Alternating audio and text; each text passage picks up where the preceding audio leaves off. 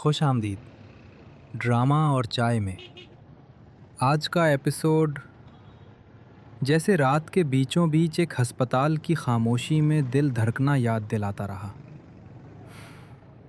ایک طرف ابو کی سانسیں، دوسری طرف وہ ضد، وہ جنون۔ ہاں، پہلے ہی منظر میں فلک کی گھبراہٹ، سی سی یو، ڈاکٹر کی ٹھنڈی آواز اور گھر والوں کی بے بیڈ سائڈ، اور پھر کامیار کا داخلہ، ٹریکر گاڑی پر، شو روم میں نئی گاڑی، اور یونیورسٹی کے باہر وہی ضد، مانو یا نہ مانو وہی کھڑا۔ یہ کہانی آج حدوں اور عزت نفس پر کھڑی ہے۔ اداکاری بہت نرم تھی۔ ابو عرفان صاحب کے بیڈ کے پاس بیٹی کے کانپتے ہاتھ، اور جب ڈاکٹر نے کہا کہ صرف آبزرویشن میں رکھیں گے، سب کی آنکھوں میں تھوڑا سا سکون، تھوڑا سا خوف۔ یہ سچ تھا، خاموشی بھی اداکاری کرتی ہے۔ اور لکھائی، ڈائریکشن، ریئلزم میں مضبوط، ایڈمن بلاک کی دوڑ، میڈیسن لسٹ، ڈائٹ پلان، سب زندگی جیسا۔ مگر اصل ضرب آئرا کی آواز سے آئی جب اس نے حد کھینچی۔ آج کے بعد میرے آس پاس اگر بھٹکے، وہ حشر کروں گی کہ کبھی نہیں بھولو گے۔ ایک زندہ دل لڑکی کی تھکن سنائی دی۔ اب سوال یہ ہے، کیا یہ آواز سنی جائے گی؟ کامیار کے چہرے میں عجیب سا خلا تھا۔ تھپڑ کے بعد کی خاموشی، شو روم میں 4 ملین کی پیشکش، اور پھر گھر میں 40 لاکھ نکالنے پر باپ کے سوال۔ سب کچھ خرید لینے کی جلدی، مگر معافی، وہ دل والی معافی کہیں نظر نہ آئی۔ اب سوال یہ بے قراری پچھتاوا ہے یا انا؟ یونیورسٹی والا سین بہت اہم تھا۔ بھیڑ میں آ کر کہنا نا کا آپشن نہیں ہے، یہ رومانس نہیں، ریڈ فلیگ ہے۔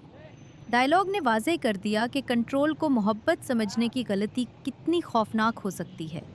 اگر نہ سننے کی تربیت نہیں تو آگے کیا بچے گا؟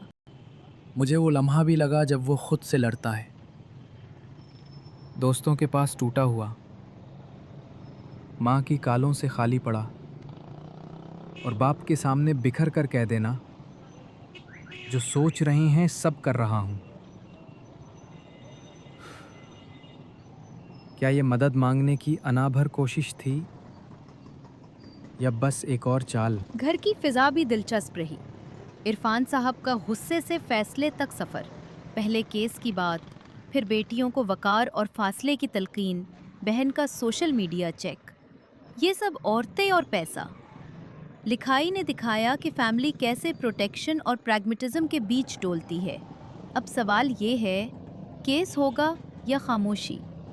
آئرا کی کلاس والا چھوٹا سا کاکروچ بیٹ، بظاہر ہلکا، مگر اسی کے ساتھ دروازے پر ایک بھاری سایہ۔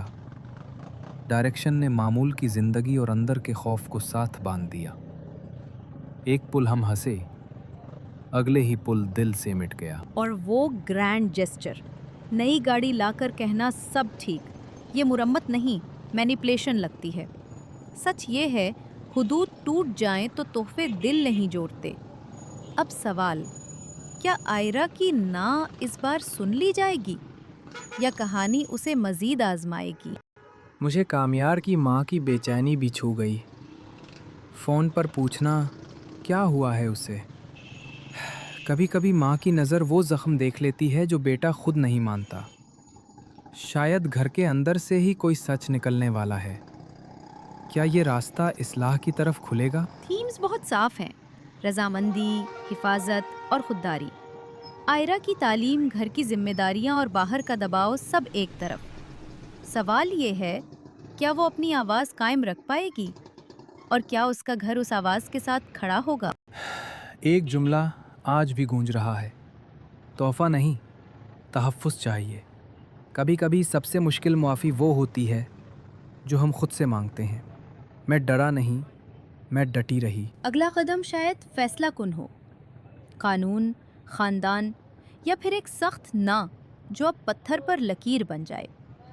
دیکھ دیتے ہیں، دل جیتے گا یا حد؟ بس اتنا سمجھ لیں، اصل جنگ باہر نہیں، اندر چل رہی ہے۔